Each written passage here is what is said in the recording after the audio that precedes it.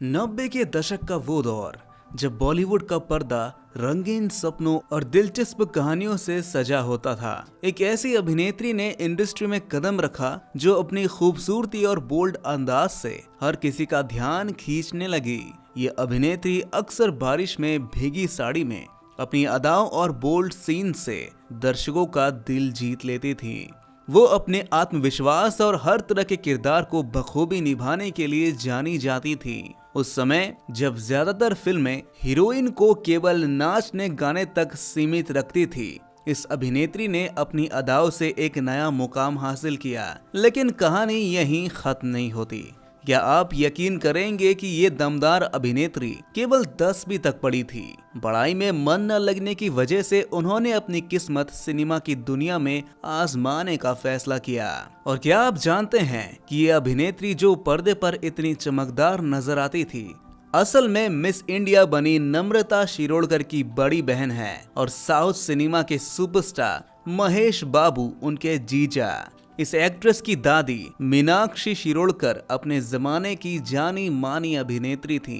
उन्होंने 1938 में मास्टर विनायक की मराठी फिल्म ब्रह्मचारी में स्विम सूट पहनकर तहलका मचा दिया था। ये साफ था कि अदाकारी और ग्लैमर इस परिवार के खून में था। 1994 में उनकी पर्सनल लाइफ सुर्खियों में आई जब क्रिकेट के भगवान कहे जाने वाले सचिन तेंदुलकर के साथ उनके अफेयर और शादी की खबरों ने अखबारों की हेडलाइंस बनाई। तो आखिर कौन थी ये अभिनेत्री, क्यों उन्होंने बॉलीवुड को अलविदा कहा और आज वो कहां है? इन सवालों के जवाब आपको इस कहानी में मिलेंगे दोस्तों, तो बने रहिएगा। 20 नवंबर 1973 को मुंबई में जन्मी शिल्पा शिरोडकर का बचपन एक सामान्य परिवार में बीता। उनके पिता नितिन शिरोडकर और मां वनीता शिरोडकर का परिवार हैदराबाद से ताल्लुक रखते थे।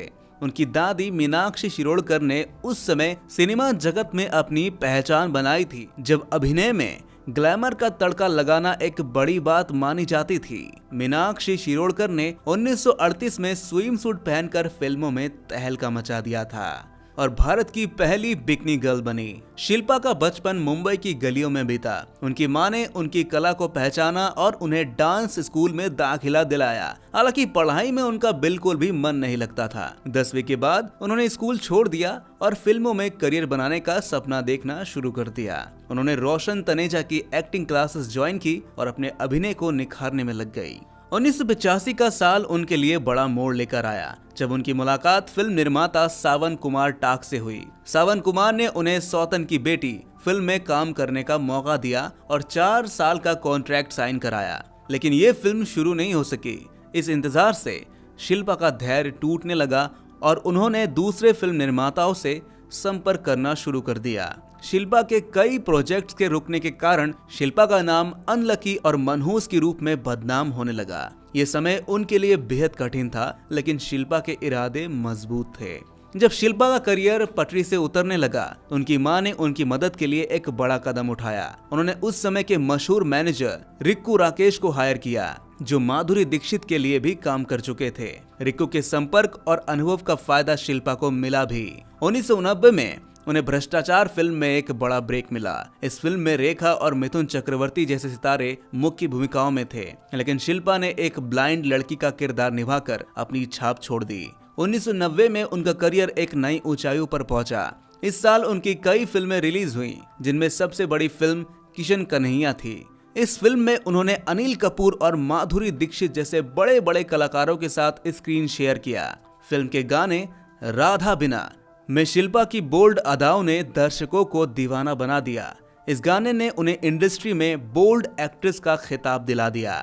हालांकि हर सफर में मुश्किलें आती ही हैं। शिल्पा ने दूसरी फिल्मों के लिए सावन कुमार टाक, जिनके साथ उनका 4 साल का कॉन्ट्रैक्ट था, उसे तोड़ दिया था। इससे सावन कुमार टाक भड़क गए और शिल्पा के खिलाफ मीडिया में उनके डर्टी सीक्रेट्स लीक करने की धमकी देने लगे और सावन कुमार ने शिल्पा से बदला भी लिया, जो हम आपको वीडियो में आगे बताने वाले हैं। लेकिन शिल्पा ने भी हार नहीं मानी और नए प्रोजेक्ट्स हासिल करने में जुट गई। उन्होंने घर की लक्ष्मी, पाप की कमाई और न्याय अन्याय जैसी फिल्मों में काम किया। 1991 का साल शिल्पा शिरोडकर के लिए बेहद खास और व्यस्त रहा। इस साल उन्होंने 7 फिल्मों में काम किया, जो उस समय के किसी भी उभरते हुए कलाकारों के लिए एक बड़ी उपलब्धि थी।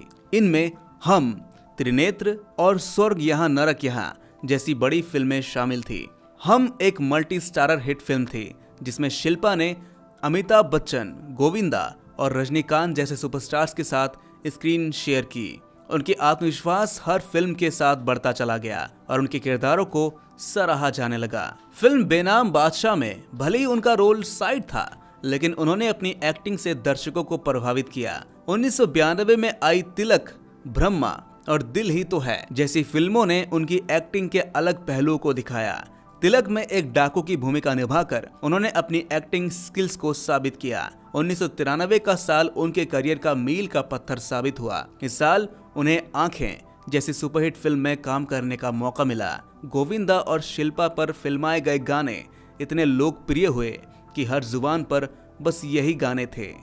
ये फिल्म उनके करियर के लिए बड़ी सफलता साबित हुई और उन्हें इंडस्ट्री में नई ऊंचाइयों पर पहुंचा दिया। 1994 में शिल्पा शिरोडकर ने जुआरी, गोपी किशन और हम हैं बेमिसाल जैसी फिल्मों में अभिनय किया। हालांकि ये फिल्में बॉक्स ऑफिस पर औसत ही रही, लेकिन शिल्पा के गाने खूब हिट हुए और दर्शकों ने उन्हें खूब सराहा। फिल्म गोपी किशन के मजेदार डायलॉग्स और गानों ने उन्हें परिवारों के बीच लोकप्रिय बना दिया। 1995 में शिल्पा ने रघुवीर और बेवफा सनम में मुख्य किरदार निभाया। रघुवीर में सुनील शेट्टी के साथ उनकी केमिस्ट्री ने दर्शकों को खूब लुभाया। वहीं बेवफा सनम में उन्होंने डबल रोल निभाया और इस फिल्म के गाने सुपरहिट रहे। हालांकि फिल्म बॉक्स ऑफिस पर औसत प्रदर्शन ही कर पाई। 1996 में शिल्पा ने रिटर्न ऑफ ज्वेल थीफ, हम हैं प्रेमी और रंगबाज जैसी फिल्मों में काम किया। इन फिल्मों में उनका रोल भले ही छोटा था, लेकिन उनकी मौजूदगी हर सीन में यादगार बना गई। 1997 में शिल्पा ने प्रकाश झा की फिल्म मृत्युदंड में साइड रोल निभाया। इस फिल्म में माधुरी दीक्षित और शबाना आजमी जैसे दिग्गज कलाकारों के बीच शिल्पा ने अपनी अभिनय से अपनी पहचान बनाए रखी।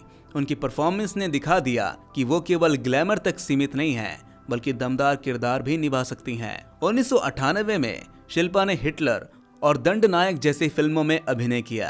इन फिल्मों में मिथुन चक्रवर्ती उनके को स्टार थे। 2000 में उन्होंने MF हुसैन की फिल्म गजगामिनी में एक छोटे से किरदार में काम किया। ये फिल्म भले ही फ्लॉप रही, लेकिन शिल्पा की मेहनत की तारीफ हुई। इसके बाद शिल्पा ने फिल्मों से दूरी बना ली। हालांकि उनकी कुछ फिल्में जो अटकी हुई थी, जैसे बारूद और गन्स ऑफ बनारस, कई सालों बाद रिलीज हुई, लेकिन तब तक शिल्पा ने बॉलीवुड से विदाई ले ली थी। शिल्पा शिरोडकर की निजी जिंदगी भी कम दिलचस्प नहीं रही। उनके मैनेजर रिक्कू राकेश के साथ उनके अफेयर की खबरों ने खूब चर्चा बटोरी। हालांकि ये रिश्ता ज्यादा समय तक चल नहीं सका। निर्माता सावन कुमार टाक ने शिल्पा के मैनेजर रिक्कू राकेश की पत्नी को शिल्पा और रिक्कू राकेश के अफेयर के बारे में बता दिया, जिससे मैनेजर रिक्कू और शिल्पा का साथ छूट गया और ये शिल्पा के करियर के लिए भी बेहद नुकसानदायक रहा। बाद में उनका नाम क्रिकेट के दिग्गज सचिन तेंदुलकर के साथ जोड़ा गया। इस खबर ने तो जैसे तहलका मचा दिया। ये कहा जाने लगा कि दोनों मराठी परिवार से ताल्लुक रखते हैं, इसीलिए सचिन और शिल्पा शादी करने वाले हैं। लेकिन सचिन ने इन अफवाहों को खारिज कर दिया और 1995 में डॉक्टर अंजलि से शादी की। इसके बाद 2000 में शिल्पा ने UK based banker Aparesh Ranjit से शादी की।